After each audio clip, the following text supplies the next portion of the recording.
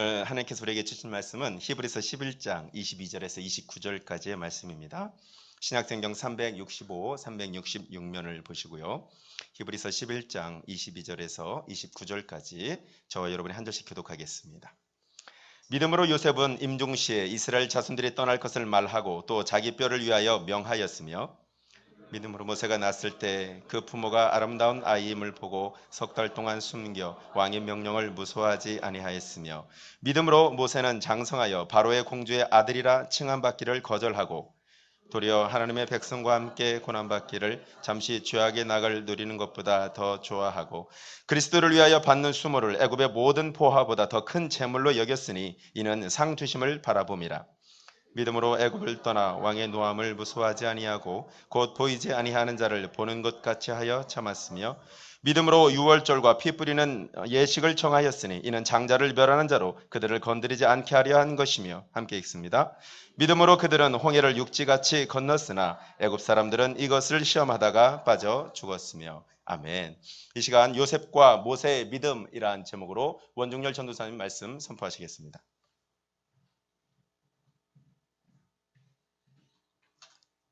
7월 첫째 주 목요 심야 예배에 오신 여러분들 환영합니다. 서로 고백할까요? 예배하는 당신은 축복의 사람입니다. 다시 한번 고백합니다. 예배하는 당신은 축복의 사람입니다. 제가 2주 전에 히브리서 11장의 말씀을 주제로 말씀을 선포했었습니다. 그때는 아브라함의 믿음에 관해서 말씀을 드렸습니다. 자, 오늘은 거기에 이어서 모세와 요셉과 모세는 히브리서에서 어떠한 믿음의 관점으로 되어 있는지 알아보고자 합니다. 히브리서 11장을 알기 위해서는 여러분들이 히브리서가 어떤 책인지를 잘 알아야 하셔야 된다고 했습니다. 히브리서 기자는 지금 그 지역에 있는 교회의 위험성을 알고 있습니다. 많은 신자들이 교회를 이탈하고 있습니다. 자신이 생각할 때는 믿음이 충만하고 성경적인 지식이 해박하다라고 생각을 하는데요. 저자의 입장에서 보면 물어보면 물어볼수록 그들은 성경에서 알지 못하는 그런 일들을 계속 발견하게 됩니다. 그 모습을 보는 히브리서 기자의 마음은 아프죠. 어떻게 하면 그들을 교회에 정착시킬 수 있을까?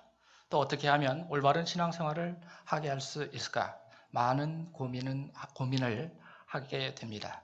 그래서 지은 책이 바로 히브리서입니다.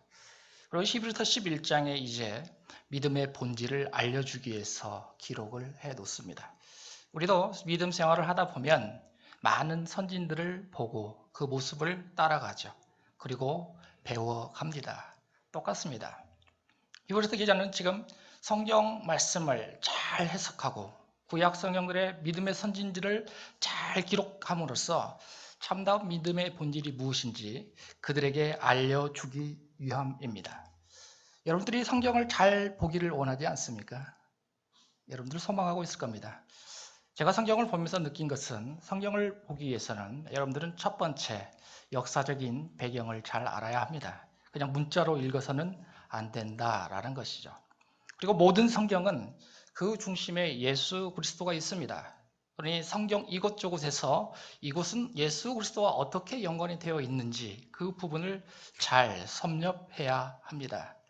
그리고 거기에서 멈춰버리면 나의 해박한 지식으로 끝나게 됩니다. 그렇기 때문에 성경 말씀을 반드시 내 삶에 적용해서 함께 말씀과 함께 병행하며 살아가야 한다라는 것입니다. 그랬을 때 여러분들은 생명력 있고 살아있는 하나님의 말씀을 경험하실 수 있습니다. 여러분들의 마음과 생각과 뜻을 감찰하시는 주님의 말씀을 경험하실 수 있다라는 것입니다. 오늘 성경 말씀은요, 요셉과 모세인데요. 창세기 39장부터 출애굽기 14장에 있는 내용을 가지고 히브리서 기자가 적어놓고 있습니다. 여러분들이 요셉과 모세는 너무나 많이 들어봤던 성경의 인물이죠. 요셉은 어떻습니까? 요셉은 17세 때부터 성경에 기록되기 시작합니다. 그리고 그는 17세에 팔려가죠. 30세 때는 뭐가 됩니까? 애굽의 총리가 됩니다. 39세쯤에는 아버지 야곱을 만나게 되죠. 그리고 110세를 마지막으로 그는 죽음을 맞이하게 됩니다. 그런 요셉의 삶을 잘 살펴보면 우리는 요셉의 삶이 참으로 형통했다라는 것을 알 수 있습니다. 그래서 이번에 우리 준비해 온 주제도 뭐예요? 요셉처럼 형통하다. 그러니까 요셉하면 형통함, 이것을 우리 마음속에 새길 수 있다라는 것입니다. 요셉의 삶이 끝나고 이제 창세기는 마무리가 되죠. 그리고 약 400년간 기록되지 않습니다. 그리고 누가 등장합니까? 모세가 등장을 하게 됩니다. 여러분들이 잘 아시는 바와 같이 모세는 출생 때부터 고난을 받기 시작하죠. 죽음을 넘깁니다. 그리고 그곳에서 잘 극복을 해서 40년간 바로의 궁에서 삶을 살기 시작합니다. 그게 끝이 아니죠. 40년간 광야로 쫓겨나갑니다. 그리고 80세 하나님의 부르심을 받죠. 이런 모세의 삶을 잘 살펴보면 또 요셉과 대조가 됩니다. 요셉이 형통했다라고 한다면 모세는 시련과 고난의 삶을 살았다라고 우리는 대조시켜서 볼 수 있습니다. 그렇습니다. 창세기에 나와 있는 후반 부분과 출애굽기에 나와 있는 전반 부분을 잘 생각해 보십시오. 여러분들 마음속에 지금 무슨 생각이 드십니까? 말라기와 어디로 넘어가는, 마태복음으로 넘어가는 그 여정과 비슷하다라는 것을 유추하실 수 있습니다. 그렇습니다. 이 모든 것이 바로 하나님의 구원 계획이시죠. 하나님이 예수 그리스도를 이 땅에 보내시기 위한 그런 계획을 구약성경에서 이미 기록을 해 놓았다라는 것입니다. 오늘 주제가 두 인물로 되어 있으니까 한 인물씩 알아보고 갈 수 있도록 하겠습니다. 첫 번째, 요셉입니다. 요셉은 창세기 39장 6절에 보니까 이렇게 되어 있습니다. 용모가 빼어나고 참 아름다웠다라고 되어 있습니다. 이런 사람이 한 명 더 있습니다. 누구냐면 다윗이죠. 다윗은 사무엘상 16장 22절에 보니까 이렇게 되어 있습니다. 그의 빛이 붉고 눈이 빼어나고 얼굴이 참 아름다웠다라고 되어 있습니다. 저는 이 구절을 읽을 때 마음이 좀 애립니다. 왜? 저는 그러지 못했습니다. 여러분들도 웃으시니까 인정하시는 것 같아요. 그렇죠. 그런데 또 저는 어떨 때 위안을 받냐면 이사야서 53장 2절을 보면 위안을 받습니다. 왜? 예수님께서 자라나실 때 모습이 나오죠. 어떻게 되어 있습니까? 연한 순 같다라고 말씀하십니다. 그리고 마른 땅에서 나온 뿌리 같다. 그리고 고운 모양도 없고 풍채도 없다. 이렇게 되어 있습니다. 그래 얼마나 위안이 되겠습니까? 여러분도 동조하십니까? 그렇습니다. 그런데 요셉은요, 이렇게 태어나면서부터 참 준수하고 빼어난 용모 때문에 그 앞에 시련이 오기 시작합니다. 그게 무엇입니까? 바로 보디발의 사건이죠. 동침 사건의 권면을 받기 시작합니다. 저는 또 이 말씀을 보면 참 위안을 받아요. 왜? 저에게는 그럴 확률이 없기 때문이죠. 예, 여러분들도 웃으신 분은 아마 똑같이 생각하실 거예요. 마음속으로 생각하시길 바랍니다. 자, 학자들은요, 요셉의 나이를 20대쯤 이런 일이 일어났을 거다라고 생각을 합니다. 그런데 보십시오. 20대 남자 나이 20이면 얼마나 혈기 충만합니까? 그런 여자의 유혹에 대해서 쉽게 거절을 할 수 없습니다. 그런데 요셉은요, 늘 하나님과 함께 하심을 믿었죠. 그렇기 때문에 이걸 극복할 수 있었던 원동력이 됩니다. 창세기 39장 2절과 23절을 보면 하나님께서 요셉과 함께 하심으로 형통했다라고 되어 있습니다. 그러니까 요셉의 입장에서는 17세 때부터 늘 하나님과 함께 하심을 알고 있었던 겁니다. 늘 하나님과 동행하고 있음을 알고 있었던 거죠. 39장 9절에 요셉이 이렇게 말을 합니다. 내가 어찌 죄악을 범하여 하나님께 죄를 지을 수 있겠는가? 그런 상태, 그런 마음을 가지고 보디발의 유혹을 넘겨갈 수 있었다라는 거예요. 여러분, 이게 무슨 믿음입니까?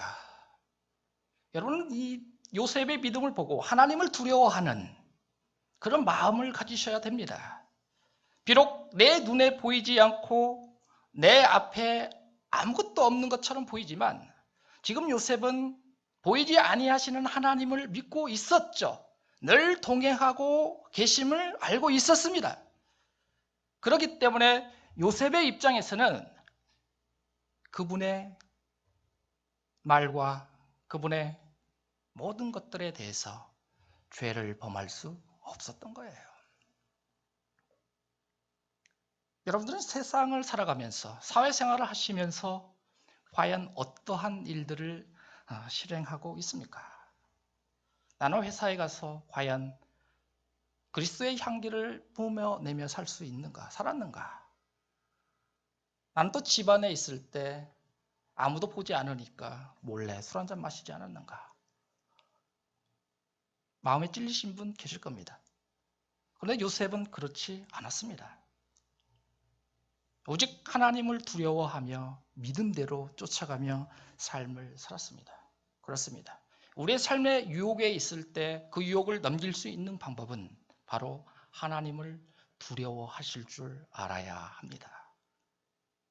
그랬을 때 여러분은 요셉처럼 형통한 삶을 사실 수 있다라는 거예요. 그러면 요셉은 왜 17세 때부터 110세 때까지 그의 신앙이 그렇게 형통했을까? 우리는 성경에서 그 해답을 또 찾아내야 합니다. 창세기 45장 4절에서 8절과 50장 19절에서 21절 말씀에 요셉은 동일한 어구를 반복하면서 기록을 합니다. 요셉의 형들이 자기에게 부탁을 하죠. 우리를 죽이지 말라.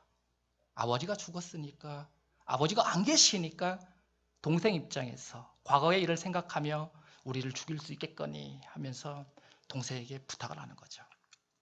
그때 요셉이 하는 말입니다. 당신들이 나를 이곳에 팔았다 생각하지 마십시오. 근심하지도 마십시오. 한탄하지도 마십시오. 하나님이 생명을 구원하시기 위해 당신들보다 나를 먼저 이곳에 보내셨습니다. 라고 단정 짓습니다. 하나님의 커다란 구원 계획하심하에 당신들의 생명을 보존하고 당신들의 후손을 세상에 두시려고 나를 먼저 이곳에 보내셨습니다. 그러니 나를 이곳에 보낸 것은 당신들이 아니요 누구시다? 전능자 하나님이시다. 라고 고백을 합니다. 요셉은 이렇게 자신의 사건에 있어서 전적으로 후회하지 않습니다. 실망하지도 않습니다. 요셉은 어디에 갇혔습니까? 요셉은 우물가에 갇히지 않았습니까? 요셉은 또 어디에 갇혔습니까? 요셉은 감옥에 갇혔습니다. 요셉은 수많은 환난과 시련이 자기 앞에 놓여져 있습니다. 그러나 요셉은 후회하지 않습니다. 요셉은 좌절하지도 않습니다. 요셉은 더욱더 하나님만 바라봅니다. 하나님과 동행하심을 믿습니다. 그리고 나를 인도하시는 분은 바로 하나님이시다 고백을 합니다. 누구와 비슷합니까? 갈보리에서 십자가에 달리신 예수 그리스도가 그러시지 않았습니까? 예수님께서 십자가를 지시고 골고다 언덕으로 가실 때 아무런 말씀이 없습니다. 왜? 나를 인도하시는 분은 누구시기 때문에? 하나님이시기 때문에. 나를 보내셨던 분도 하나님이시고 내 삶을 주장하시는 분도 하나님이시고 내 삶을 인도하시는 분도 하나님이시기 때문에 나는 그곳에서 결단코 후회하거나 좌절하거나 절망하지 않는다. 여러분들이 만약에 예수님의 입장이 되어 보십시오. 아무런 죄가 없습니다. 그런데 어떻게 됩니까? 십자가에 못 박히게 됩니다. 그 입장에 놓여져 있을 때 여러분들은 어떠한 생각을 가지시겠습니까? 원망하지 않겠습니까? 좌절하지 않겠습니까? 내가 세상을 이렇게 살았는데 어떻게 하나님께서 나에게 이러한 결과를 주실 수 있을까?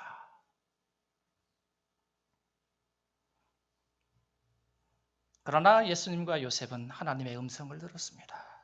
하나님의 말씀을 따라 쫓아가기 시작합니다. 여러분들이 똑같습니다. 하나님의 음성을 들으셔야 합니다. 그리고 하나님의 계획하심을 아셔야 합니다. 그것이 믿음입니다. 그게 보면 내 믿음이 되는 거고, 우리 월드와이드 교회의 믿음이 되는 거고, 한국교회의 믿음이 되는 거고, 세계를 향한 선교 비전의 믿음이 되는 겁니다. 여러분도 이 말씀을 들으실 때 아멘으로 대답하셔야 합니다. 그런데 오늘 성경 말씀을 잘 보십시오. 요셉은 이렇게 하나님의 사람으로서 요셉의 순결함, 요셉의 위대함, 요셉의 실현과 인내, 지혜와 분별력 여러 가지 일들이 있지만 오늘 히브리서 기자는 22절에 한 절로 요약하고 있습니다. 이것에 관한 것은 아무것도 기록하지 않아요. 보십시오. 22절을 봅니다. 믿음으로 요셉은 임종시에 이스라엘 자손들이 떠날 것을 말하고 또 자기 뼈를 위하여 명하였으니 라고 대답합니다. 믿음의 관점에 서 있는 히브리서 기자의 입장에서는 지금 다른 게 중요하지 않습니다. 창세기 50장이 훨씬 더 중요한 포인트입니다. 창세기 15장 12절과 16절에 하나님께서 아브라함에게 말씀을 하십니다. 그 언약의 말씀은 다른 것이 아닙니다. 내 아브라함의 내 후손으로 말미암아 내가 애굽 땅에서 400년간 살겠고 그 400년이 지나게 되면 반드시 이스라엘 백성을 구원하시겠다라는 약속을 하나님께서 아브라함에게 하셨습니다. 이제 아브라함의 약속, 하나님의 아브라함의 언약, 이삭과 야곱을 통해서 서서히 하나님께서 어떻게 하고 계십니까? 이루어가고 계십니다. 그런데 누구 때 완성을 하기 시작하십니까? 요셉의 때 이제 완성을 하기 시작합니다. 그렇습니다. 바로 출애굽 사건이죠. 요셉은 하나님의 말씀을 굳게 믿었습니다. 왜? 하나님의 섭리를 알았기 때문입니다. 요셉은 부귀영화를 누리면서 애굽에서 살았습니다. 그러나 요셉이 죽었을 때 이스라엘 백성이 하나님께서 아브라함에게 약속하셨던 그 언약을 결코 잊지 않기를 바랐습니다. 그래서 그 뼈를 지금도 어디에 놓았다? 애굽 땅에 놓았습니다. 그리고 요셉이 죽기 전에 유언으로 남긴 것이 무엇입니까? 출애굽할 때 자기 뼈를 어떻게 하라? 가지고 가서 아브라함이 있는 그 묘세 막벨라 굴에 나도 똑같이 제사를 지내라 라고 말씀하시지 않았습니까? 출애굽기 13장 19절에 모세는 요셉의 유언을 그대로 지킵니다. 그리고 뼈를 가지고 갑니다. 여호수아 24장 32절에 여호수아가 가나안 땅에 들어서자 그 뼈를 아브라함이 있는 막벨라 굴에 그대로 장사를 하게 됩니다. 그렇습니다. 믿음의 성취는 바로 이것입니다. 내 개인, 내 가정, 내 삶의 축복이 아니라 하나님의 커다란 계획하심, 그 인도하심을 쫓아가는 것이 바로 믿음이다라는 것입니다. 이 모습을 잘 살펴보십시오. 그 목적지가 어딘지 나오지 않습니까? 방향성이 어디인지 이제 여러분들 마음속에 생각 들지 않습니까? 그 중심에는 바로 누가 계십니까? 예수 그리스도가 계신다라는 겁니다. 그렇습니다. 이제 우리의 믿음의 생활에 있어서, 우리의 삶에 있어서 우리는 날마다 예수 그리스도를 내 삶의 중심으로 모셔드려야 합니다. 그랬을 때 여러분들의 삶에 낮의 해처럼 나타나시게 됩니다. 밤의 별빛처럼 여러분들을 인도하시게 됩니다. 여러분들의 슬픔이 있을 때 뭐가 되십니까? 위로가 되십니다. 여러분들의 아픔이 있을 때 치유가 되실 수 있습니다. 왜? 예수님께서 나와 늘 동행하시기 때문입니다. 하나님의 커다란 구원의 계획하심을 여러분들이 아시고 우리 월드와이드 교회에 있는 모든 성도들이 믿음으로 받아들이시길 바랍니다. 이렇게 해서 창세기 나와 있는 요셉은 서서히 막을 내리게 됩니다. 그리고 출애굽기로 넘어가게 되죠. 오늘 성경 본문 말씀에서는 출애굽기 23절부터 시작이 됩니다. 히브리서 11장에는 믿음으로라는 단어가 많이 나오죠. 총 25회가 나옵니다. 그런데 아브라함에게 쓰인 믿음으로는 3회가 등장합니다. 모세는 5회 등장합니다. 우리는 믿음의 조상을 누구로 봅니까? 아브라함으로 보지 않습니까? 그런데 히브리서에서는 오히려 믿음으로라는 단어를 모세에게 더 많이 언급하고 있음을 알아야 합니다. 출애굽기 1장의 내용을 살펴보고 오늘 말씀에 들어갈 수 있도록 하겠습니다. 시간이 흘렀습니다. 약 400년이 흘렀죠. 출애굽기 1장에 보니까 애굽의 왕이 요셉을 알지 못하더라라고 되어 있습니다. 우리는 의문을 가질 수밖에 없습니다. 왜냐? 여러분들이 지금으로부터 약 600년 전에 1592년에 우리나라에 뭐가 일어났습니까? 임진왜란이 일어났죠. 그때 장군이 누구예요? 이순신. 600년 전의 사건인데 입이 어떻게 알고 있습니까? 이순신이라는 이름을 다 알고 있죠. 그러면 요셉이라는 그 이름이 애굽에 살고 있었는데 400년이 지났습니다. 그러면 요셉이라는 그 위대한 업적을 했던 그 인물이 잊혀졌을까요? 그러기는 쉽지 않겠죠. 다양한 학설이 있겠죠. 그래서 아마 애굽 지역에 다른 나라 왕이 침략을 해서 아마 점령해서 새로운 왕으로 등극했다라는 학설이 일반적입니다. 이제 요셉을 알지 못하는 그 왕은 애굽 땅에서 이스라엘 백성이 무지무지하게 확장되는 것에서 두려움을 느끼기 시작하죠. 미국이 중국을 가장 두려워하는 이유가 뭐예요? 인구죠, 인구. 똑같습니다. 애굽 왕은 세 가지의 계책을 내려놓습니다. 첫 번째, 이스라엘 백성들에게 심한 노동을 시킵니다. 악착 같습니다. 그런데 심하면 심할수록 이스라엘 백성들은 어떻게 됩니까? 더 늘어나요. 오늘날 우리나라도 똑같이, 우리 삶에서도 똑같지 않아요? 힘들면 힘들수록 그런 사람들이 누가 많아요? 자제분들이 많을 것 같아요. 똑같은 것 같습니다. 자, 둘째 계략을 세웁니다. 남자아이를 출산하게 되면 그 남자아이를 전부 어떻게 하라? 다 죽이라고 산파들에게 명령을 하죠. 자, 그런데 산파들이 누구를 두려워합니까? 하나님을 두려워합니다. 그리고 그 어린 아이들을 한 명도 죽이지 않죠.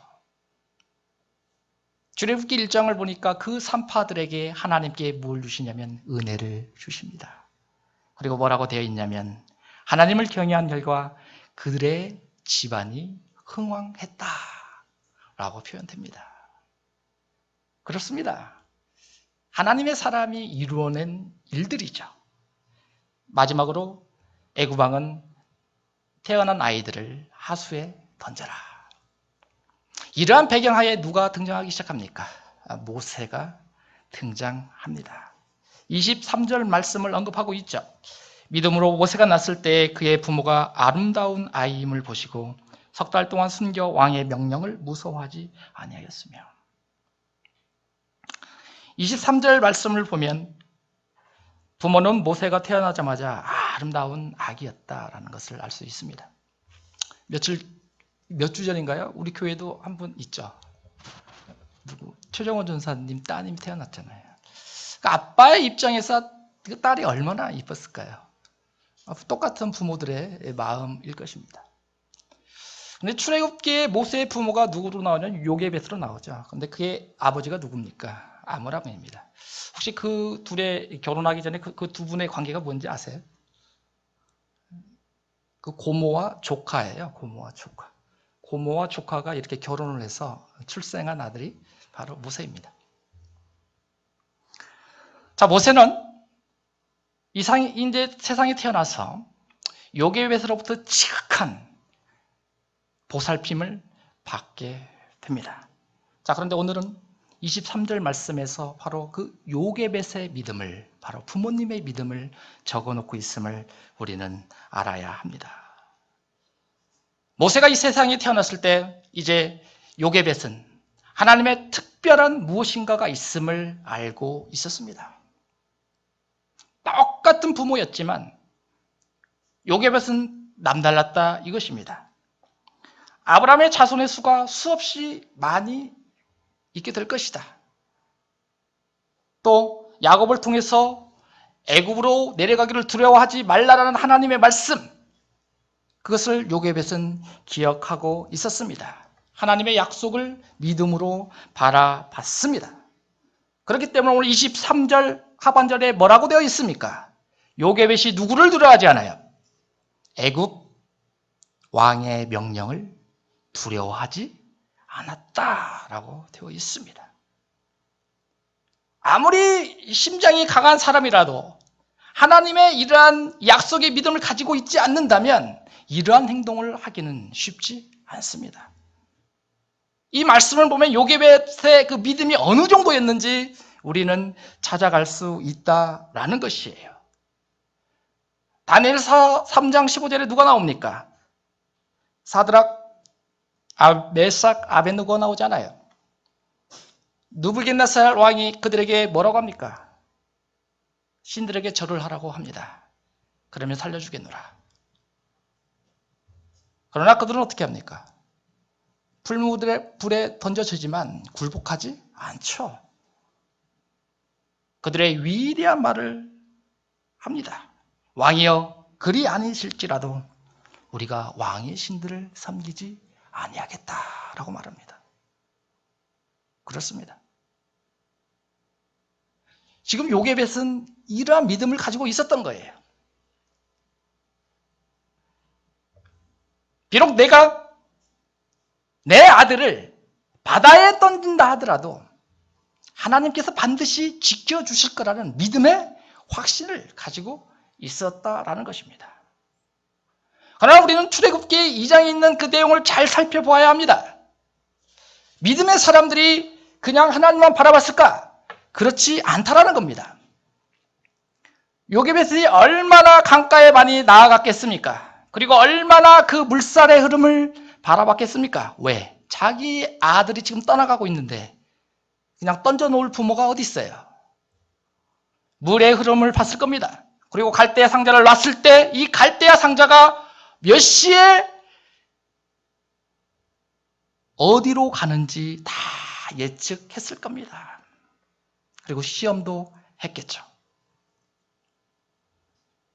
또 바로의 누이는 언제 몇 시에 목욕을 하러 나왔을까?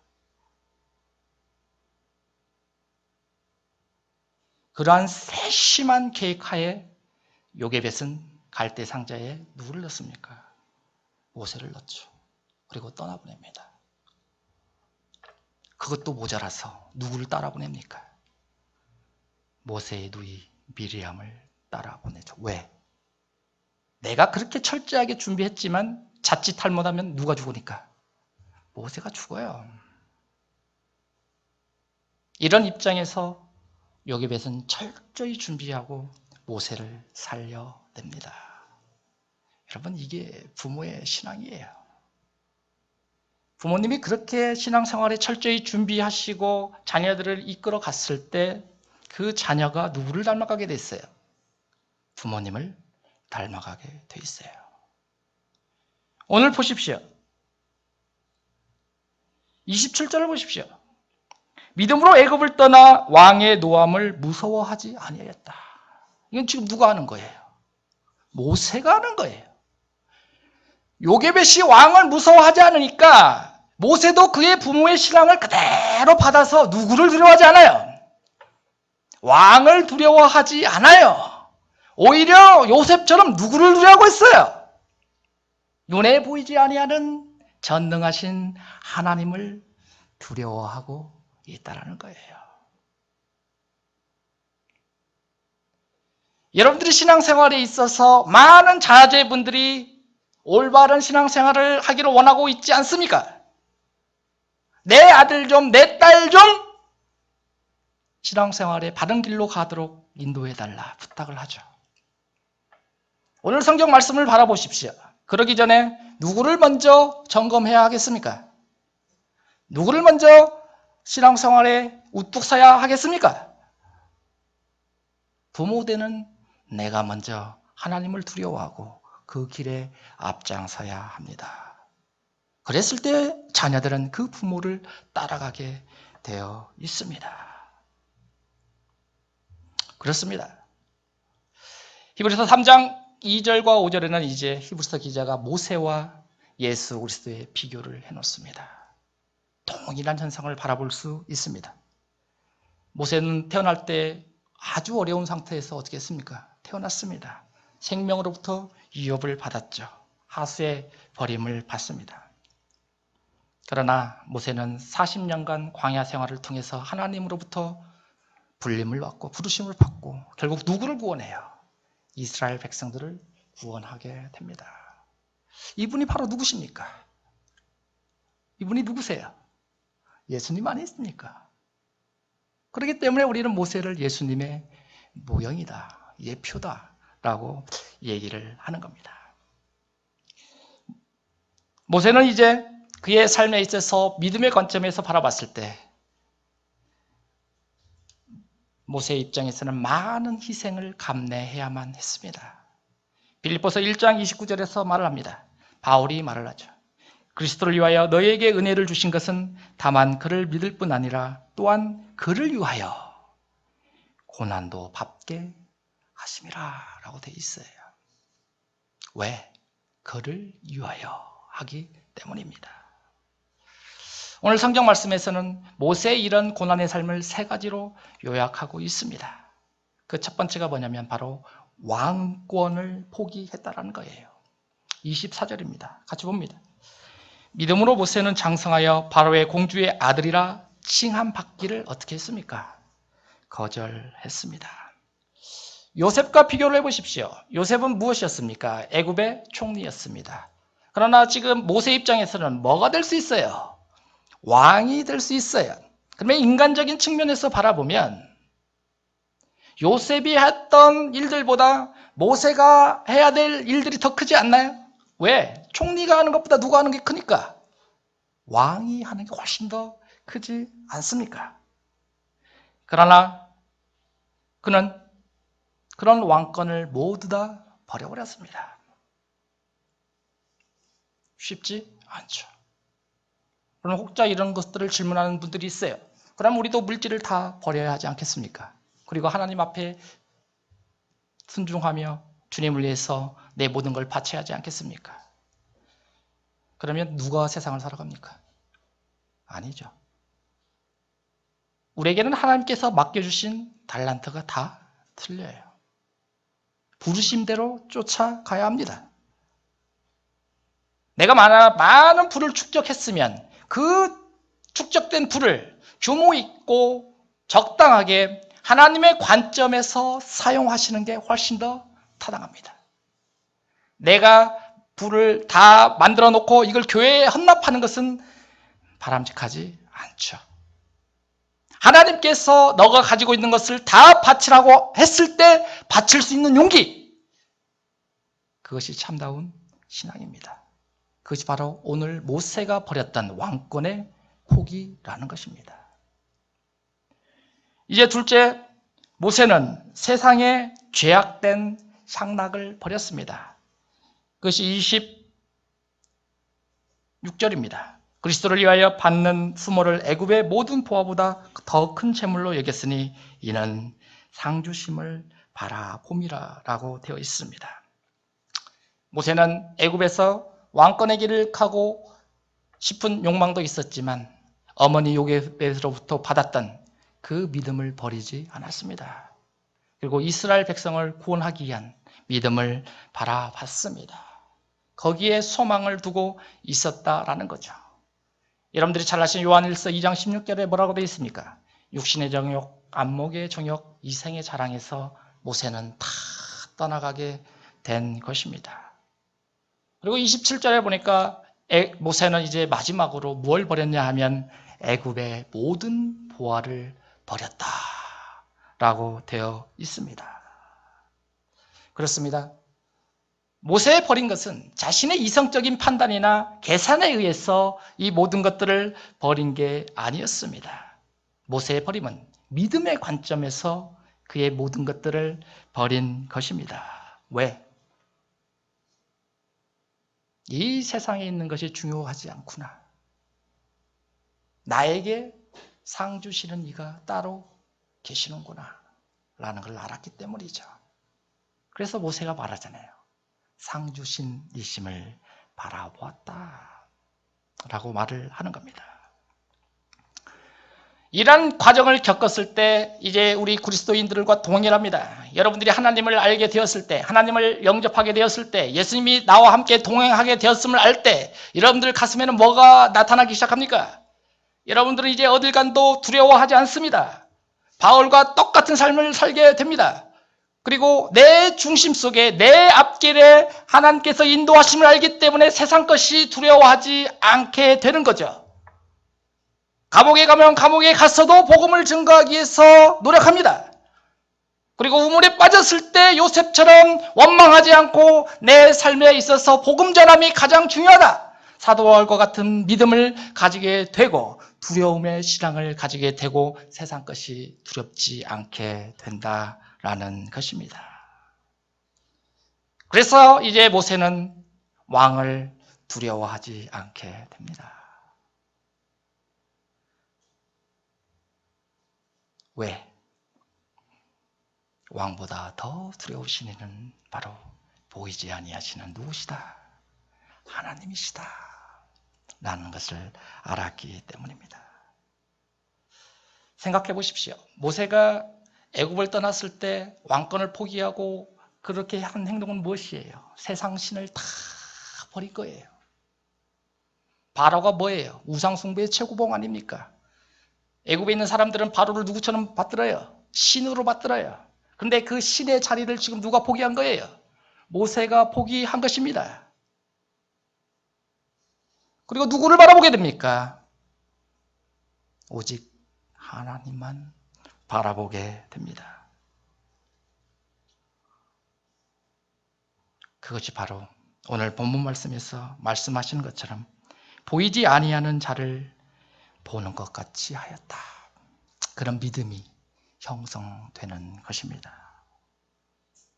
이러한 모세의 믿음의 결과로 모세에게 28절에 나타나는 사항은 무엇이냐면 믿음으로 유월절과 피 뿌리는 예식을 정하였다. 이는 장자를 멸하는 자로 그들을 건드리지 않게 하려 하였다 라고 되어 있습니다. 위대한 하나님의 말씀입니다. 왜? 우리가 생각할 때 모세는 얼마나 위대한 하나님의 사람입니까? 그러나 모세조차도 유월절 어린 양의 핏뿌림을 받지 아니한다면 결국 그도 어떻게 됩니까? 죽임을 당하게 됩니다. 그렇습니다. 구원에는 조건이 없습니다. 구원에는 빈부의 격차가 필요하지 않습니다. 권력도 필요 없습니다. 구원의 조건에는 오직 하나밖에 없습니다. 그분이 바로 예수 그리스도입니다. 오늘 히브리서 말씀을 잘 보십시오. 히브리서 기자가 요셉과 모세를 통해서 나타내고자 하는 그 원동력은 무엇이에요? 다른 게 아닙니다. 여러분들을 구원의 길로 인도하실 분은 누구시다? 예수님이시다라는 것을 인도하고 있는 거예요. 여러분들이 구약 성경을 그렇게 잘 알고 그렇게 해석을 하고 그렇게 교회 생활을 했었지만 여러분들이 교회를 떠나고 이탈하러 가는 그 원인은 누구를 모르기 때문에 예수 그리스도를 모르기 때문에, 구약 성경에 기록되어 있는 그 올바른 뜻이 무엇인지 알지 못하기 때문에 예수를 너네들이 구주로 받아들이지 않고 있다라는 것을 말씀하고 있는 것입니다. 그렇습니다. 오늘날과 똑같지 않습니까? 우리도 오늘날 믿음 생활에 젖어 있습니다. 우리도 예수 그리스도와 동행하면서 신앙생활에 녹아들고 있습니다. 그러나 많은 교인들이 성경을 잘 안다고 생각합니다. 그리고 교회를 이탈하죠. 왜? 내가 예수 그리스도 영접했으면 됐지. 내 삶이 좌우로 치우쳐도 괜찮다 인정하는 것이죠. 그러나 오늘 말씀은 그걸 원하지 않습니다. 왜? 그런 분들은 누구를 두려워하지 않냐면 하나님을 두려워하지 않습니다. 여러분들 신앙생활에 있어서 하나님을 두려워하게 된다면 여러분들은 주일 성수를 빠질 수 없습니다. 여러분들은 11조를 안 하실 수 없습니다.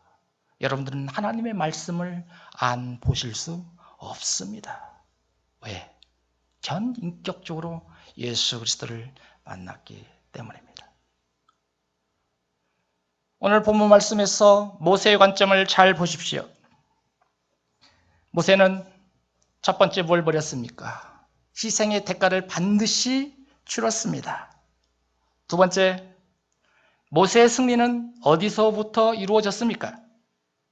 세상으로부터, 죄악된 세상으로부터 떠났을 때 서서히 승리가 나타나기 시작했습니다. 마지막으로 모세의 비전은 어디에서 세워졌습니까? 세상을 두려워하지 아니하고 보이지 아니하는 하나님을 두려워하고 그 길로 나아갈 때 모세는 이제 커다란 비전을 세우게 된 것입니다. 여러분, 꽃병을 보십시오. 꽃병에 뭐가 꽂혀져 있습니까? 꽃이 꽂혀져 있죠. 어떤 꽃에서 향기가 납니까? 튼튼하고 아름답게 보이는 꽃에서 향기가 납니다. 그러나 시들고 병든 꽃에서는 그 향기를 나타낼 수 없습니다. 여러분들도 신앙생활을 하면서 여러분들 몸에서 향기가 나야 되지 않겠습니까? 그 향기는 무슨 향기입니까? 예수님의 향기 아닙니까? 예수님이 여러분들이 어딜 가든지 간에 여러분들의 몸에서는 항상 그리스도의 향기가 나와야 합니다. 그 향기를 내기 위해서 다른 것보다 말씀에 굳건하게 서고 튼튼한 꽃처럼 기도에 충실하셔서 하나님의 인도하심을 따라 믿음으로 바라봐야 한다라는 것이에요. 오늘 본문 말씀에서 우리에게 주신 말씀은 바로 이것입니다. 요셉과 모세의 믿음을 통해서 예수 그리스도가 과연 누구신가? 라는 것을 잘 해석하고 잘 알아갔을 때 여러분들은 신앙생활에 든든히 서감을 느낄 수 있다라는 것입니다. 오늘 말씀을 통해서 우리 기도하는 시간 갖도록 하겠습니다. 바다 같은 주의 사랑 찬양 한 곡 하고 기도할 수 있도록 하겠습니다.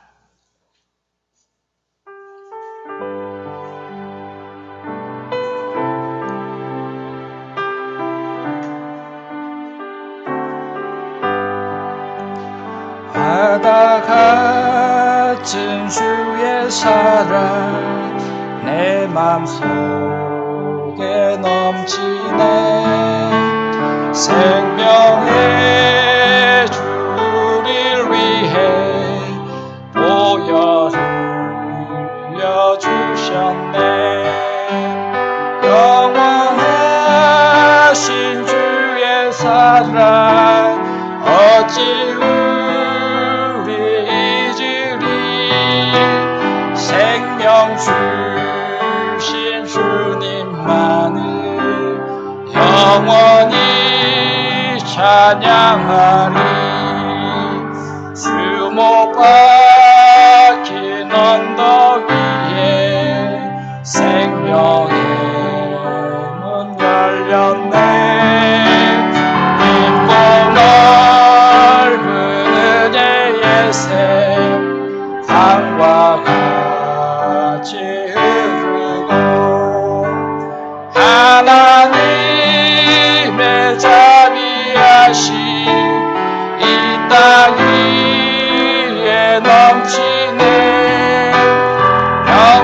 세상의 왕 주님 예수 세상 죄 구속했네 생명의 주 나를 위해 몸에 피를 쏟을 때 바다 같은 주의 사랑 그의 잔이 넘치네 그 사랑 누가 잊으리 그 찬양 누가 주리 그의 사랑 그의 자비 영원히 기억되리 갈보리 그 언덕에서 깊은 샘이 터지고 하늘 문이 다 열리며 그의 잠이 넘치네 물결치는 주의 사랑 한없이 쏟아지고 하늘나라 평화정이 세상 세상 적시네. 오늘 말씀을 통해서 기도하는 시간 갖도록 하겠습니다. 하나님께서 우리에게 요셉과 모세의 믿음을 통해서 하나님의 믿음을 보여주십니다. 요셉은 늘 하나님과 동행하며 형통했습니다. 요셉은 하나님을 두려워합니다. 자신을 유혹합니다. 그러나 하나님을 두려워하기에 그는 죄악의 길로 유혹을 넘겨갈 수 있습니다. 요셉은 하나님의 구속의 관점을 더 잘 알고 있습니다. 내가 감옥에 있고 내가 우물에 갇히고 내가 험한 길을 가고 있지만 그분께서 나와 동행하시는구나. 그분의 계획하심을 쫓아가야 되는구나. 요셉은 좌절하지 않습니다. 그리고 하나님을 바라봅니다. 하나님의 구원 계획을 요셉은 믿습니다. 우리 신앙생활도 이곳에 믿음을 가져야 합니다. 하나님을 바라보고 하나님을 의지하고 하나님을 두려워할 줄 알아야 합니다. 내 신앙을 점검하며 요셉을 생각하며 기도할 수 있는 시간 갖도록 하겠습니다. 우리 주여 한번 붙이고 요셉의 신앙을 바라보며 기도하겠습니다. 주여 아버지 하나님 감사합니다.